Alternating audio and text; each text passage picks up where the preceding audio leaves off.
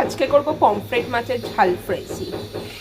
তার জন্য আগে থেকে পমফ্রেট মাছ নুন, হলুদ, পাতিলেবুর রস আর গোলমরিচ গুঁড়ো দিয়ে ম্যারিনেট করে নিয়ে হালকা করে ভেজে নিয়েছি। ভেজে নেওয়ার পর কেটে নিয়েছি, মানে দু টুকরো করে নিয়েছি।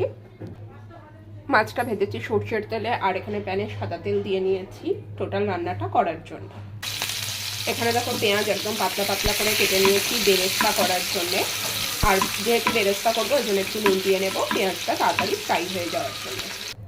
এবার বেরেস্তা করে তুলে নেওয়ার পর ওই তেলের মধ্যেই দিয়ে দিলাম স্লাইস করা পেঁয়াজ।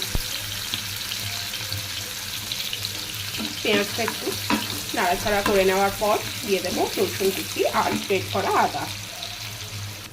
পেঁয়াজটা মোটামুটি ভাজা হয়ে গেছে, দিয়ে দিলাম রসুন কুচি আর দিয়ে দেবো গ্রেট করা আদা। দিয়ে দেবো 3টে কাঁচা পাকা লঙ্কা চেরা। দিয়ে দিলাম ক্যাপসিকাম, দিয়ে 2 সেকেন্ড মতো নাড়াচাড়া করে নিয়ে দিয়ে নেব নুন, গোলমরিচ গুঁড়ো, দিয়ে দিলাম 1 পিঞ্চ মতো হলুদ, টেস্টের মতো নুন আর অল্প একটু চিনি দিয়ে বেশ ভালো করে নাড়াচাড়া করে নিয়ে দিয়ে দেবো এখানে টমেটো সস। দিয়ে নিচ্ছি গোলমরিচ গুঁড়ো, দিয়ে দিলাম ধনেপাতা কুচি আর লেবুর রস দিয়ে নাড়াচাড়া করে নিয়ে অল্প একটু গরম জল দিয়ে নেব। এই গ্রেভিটা ফুটে গেলে ভেজে রাখা মাছগুলো দিয়ে নেব,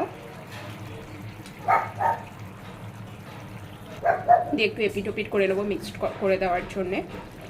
ওপর দিয়ে বেরেস্তাটা দিয়ে দিলাম আর দিয়ে দেবো আর একটু লেবুর রস